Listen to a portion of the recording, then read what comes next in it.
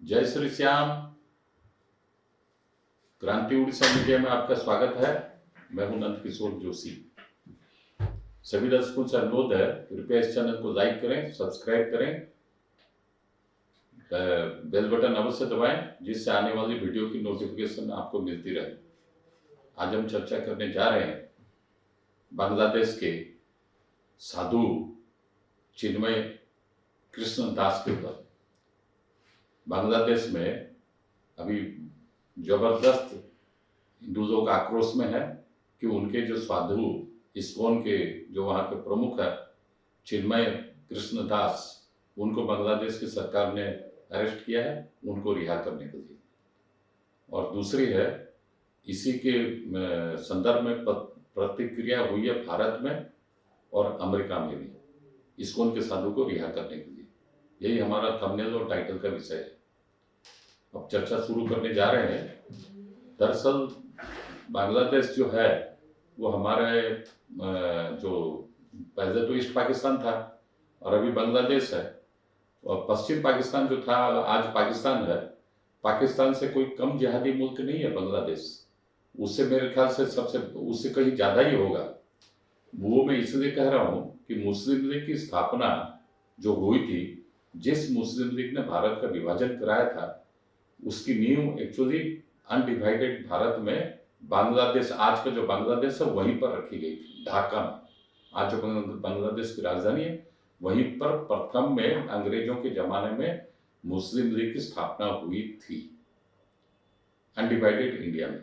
और बांग्लादेशी के जो लोगों की मानसिकता पाकिस्तान के जिहादियों से कोई कम नहीं है, ज़्यादा ही हो सकती है। तो वहाँ पर अभी जो तख्ता पलट हुआ था पिछले अगस्त में, जिससे कि शेख हसीना वाजेद वहाँ के प्रधानमंत्री भागकर भारत चली आई और आज भी भारत में ही है।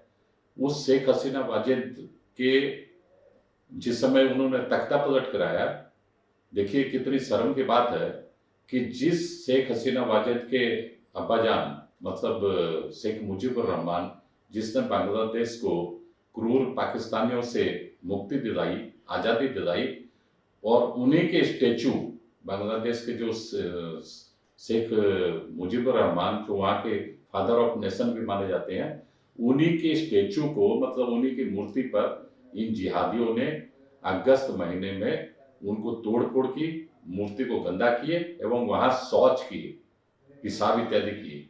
अब आप सोचिए इनकी मानसिकता।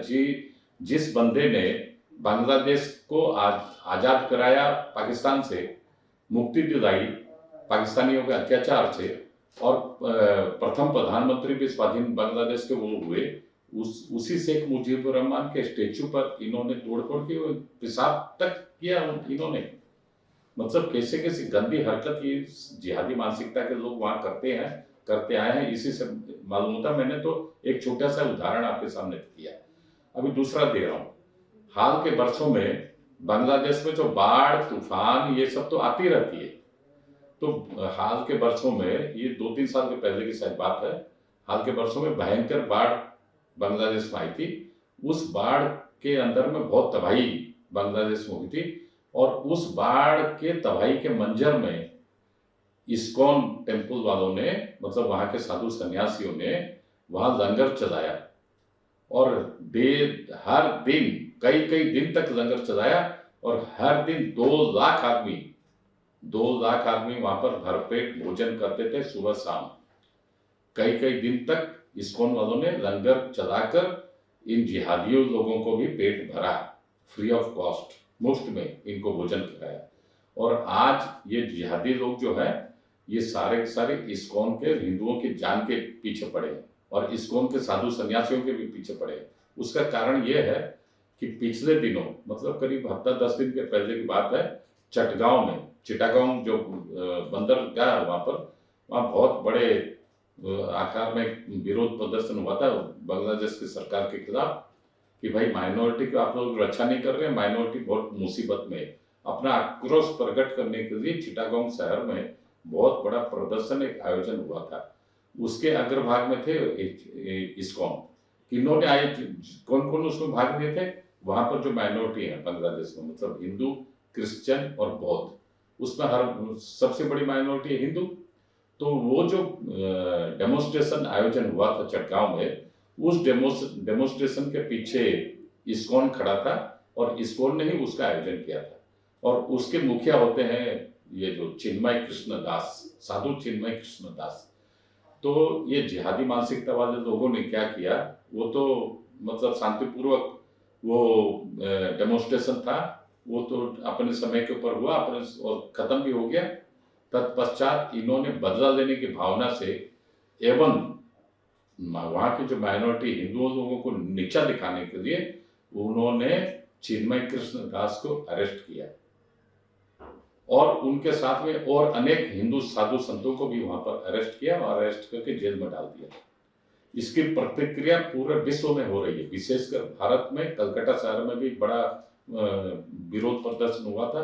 कलकत्ता में जो डेप्यूटी हाई कमिश्नर ऑफिस है बांग्लादेश की, वहां पर बड़े बड़े बीजेपी वालों ने ये ऑर्गेनाइज किया था कलकत्ता में, ये हाल के दिनों में, शायद परसों तरसों की घटना है।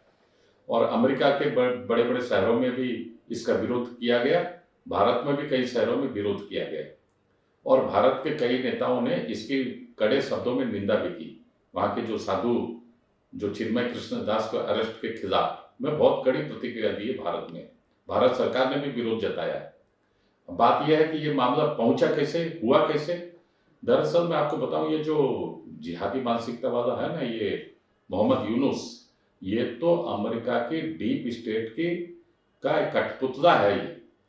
और इसी को कई वर्षों के माने कुछ वर्षों के पहले, शायद 10-15 साल हो गया होगा, इन्होंने अमेरिका वालों ने, क्योंकि ये जो नोबेल प्राइज जो है ना, जो स्वीडन में अनाउंसमेंट होती है हर साल, इकोनॉमिक्स में, फिजिक्स में, केमिस्ट्री में, मेडिसिन में, और नोबेल पीस प्राइज लिटरेचर पर, ये जितनी भी जो वहां पर स्टॉकहोम में अनाउंसमेंट होती है स्वीडन में, उसके पीछे सारा का सारा दिमाग अमेरिका का है और फंडिंग भी अमेरिका ही करता है।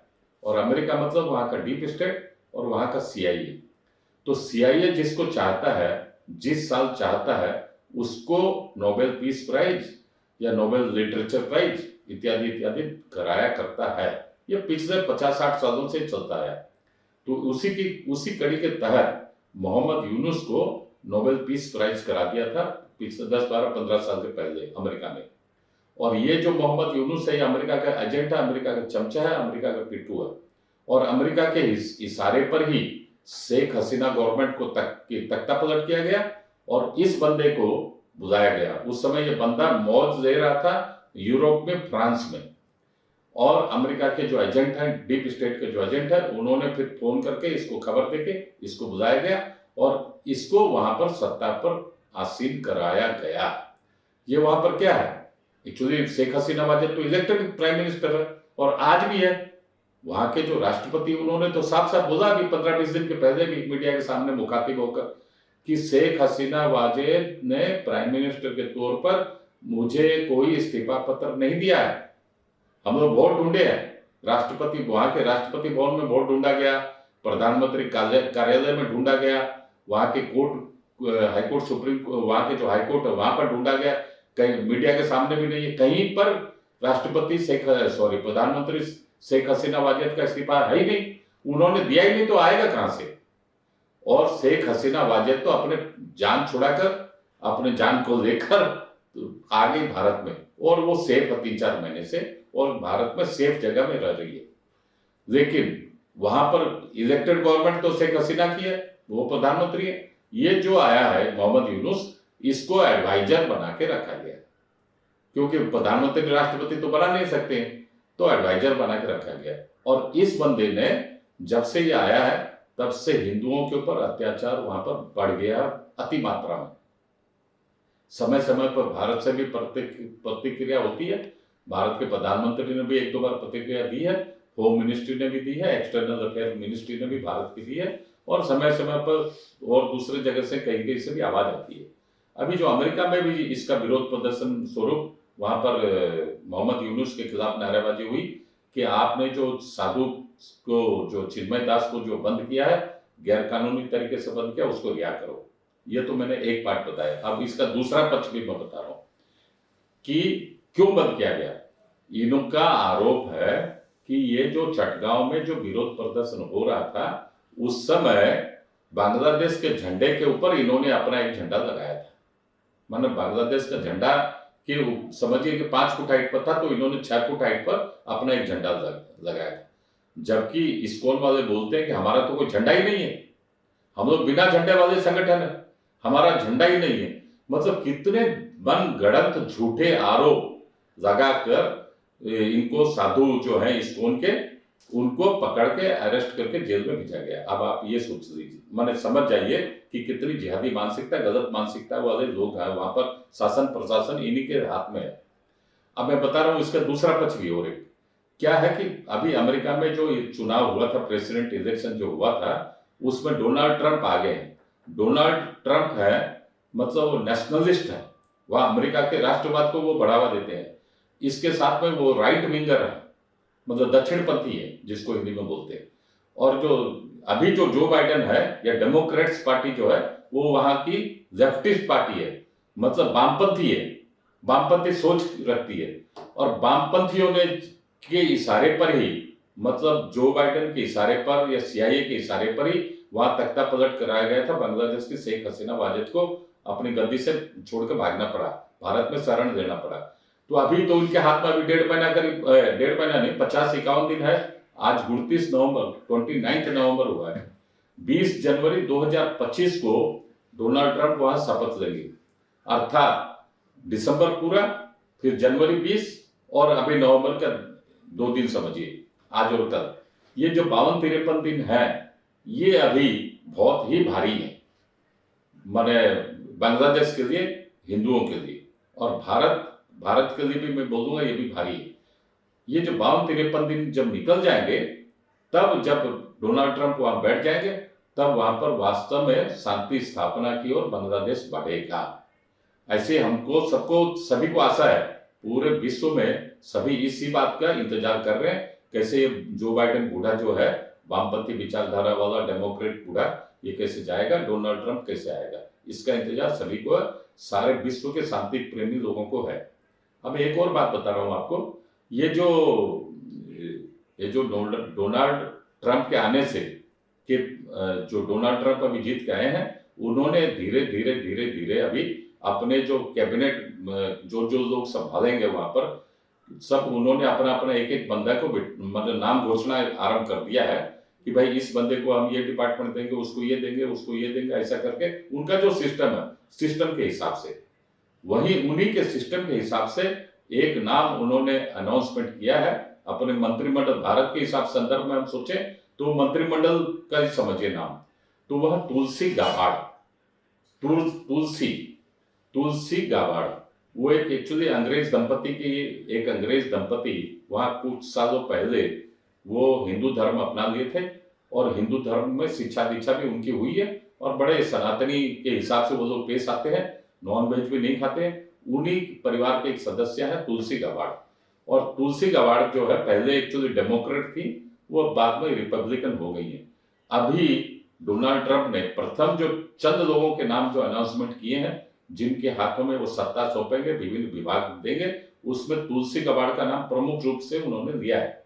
और तुलसी गाबार्ड को वो देंगे क्या चीज, सिक्योरिटी की। जो सीआईए सारे विश्व में समझिए कि दंगा फसाद कराता है या तख्ता पलट कराता है, रेजिम चेंज कराता रहता है, वो सीआईए भी तुलसी गाबार्ड के अंडर में होगी। तो इसलिए वहां पर एक पूरे अमेरिका में इन वामपंथियों ने, डेमोक्रेट्स ने अभी एक माहौल चला दिया है कि चूंकि तुलसी गाबार्ड हिंदू है, तुलसी गाबार्ड हिंदू सनातन धर्म को फॉलो करती है, और तुलसी गाबार्ड जो है वो इस्कॉन की मेंबर भी है, तो तुलसी गाबार्ड को विदा करो, माने सस्पेंड करो उनको, और मंत्री पद की शपथ लेने मत दो। ये एक माहौल अमेरिका में परसों से चलाया जा रहा है, जिससे कि तुलसी गाबार्ड से दूरी बन जाए अमेरिका सरकार की। कितनी सोची समझी, माना इधर जो है साधु को अरेस्ट कराया गया, बांग्लादेश में इस्कॉन के साधु को अरेस्ट कराया गया। तत्पश्चात वहां पर जो मीडिया के द्वारा वहां प्रपंच रचा जा रहा है कि तुलसी गाबार्ड चूंकि इस्कॉन की सदस्य है, तो इस्कॉन जो है एक टेररिस्ट ऑर्गेनाइजेशन है बांग्लादेश में। वहां हाईकोर्ट में भी एक पिटीशन दाखिल हो गई है कि बांग्लादेश सरकार डिक्लेयर करे इस्कॉन को टेरर आतंकवादी संगठन। तो वहां पर उसके ऊपर फिर बांग्लादेश हाईकोर्ट ने भी बोल दिया है कि ये काम हमारा नहीं है, सरकार चाहे तो वो कर सकती है, कुछ भी कर सकती है, हमारा हाईकोर्ट का ये काम नहीं है। लेकिन चूंकि बांग्लादेश हाईकोर्ट में ये मामला पहुंचा है इस्कॉन को एक आतंकवादी संगठन डिक्लेयर करने के लिए, उसी के मुद्दे को उठाकर वहां अमेरिका में डेमोक्रेट्स लॉबी सक्रिय हो गई है कि इस्कॉन एक टेररिस्ट ऑर्गेनाइजेशन है। बांग्लादेश में सारे लोग बोल रहे हैं, वहां के हाईकोर्ट में भी मामला पहुंच गया है, और चूंकि तुलसी गवाड़ इस्कॉन के मेंबर है तो उस इस्कॉन को बैन किया जाए अमेरिका में भी, और इसको तुलसी गवाड़ को मंत्रिमंडल में आगामी जो मंत्रिमंडल जो शपथ देगी वहां उससे हटाया जाए, उसको बाद दिया जाए। माने कितनी सोची समझी रणनीति के तहत ये काम बांग्लादेशी जिहादी और अमेरिका में जो वामपंथी बैठे हैं इन लोगों के संगठन ने आपस में गुटबाजी करके ये फॉर्मूला तैयार किया है। लेकिन भारत भी अभी सतर्क है। भारत की तरफ से अभी तक विदेश मंत्री ने, मैं सोचता हूँ आज शायद वो बयान देंगे, चाहे हो सकता है पार्लियामेंट में ही दे, क्योंकि पार्लियामेंट सेशन अभी चल रहा है। तो मतलब अभी भारत भी इसके ऊपर सतर्क दृष्टि रखा हुआ है कि इसके ऊपर कैसा क्या किया जाए, किस तरह इससे निपटा जाए। लेकिन मामला इतना सहज नहीं है। भारत अभी आज के दिन हस्तक्षेप करने की पोजीशन में नहीं है, चूंकि वहां अमेरिका में डेमोक्रेट्स पार्टी की सरकार है, राष्ट्रपति जो बाइडेन वहां पर राष्ट्रपति हैं, और वो 52-53 दिन और रहेंगे। तो भारत अगर कोई स्टेप उठाता है बांग्लादेश के हिंदुओं की रक्षा के लिए तो ये मतलब रिबाउंड हो सकता है।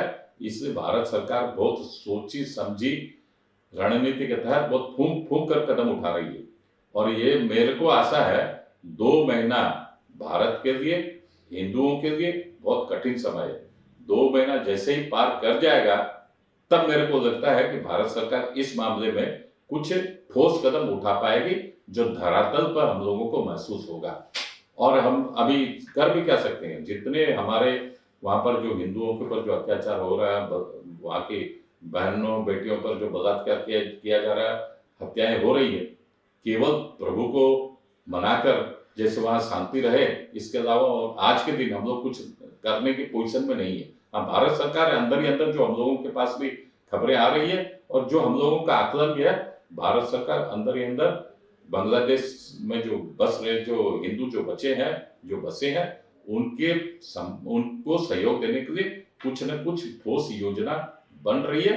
लेकिन इसको धरातल पर देखेंगे हम लोग 2 महीने के पश्चात। आज के अंक में इतना ही, अगले अंक में फिर मिलेंगे। जय हिंद, वंदे मातरम।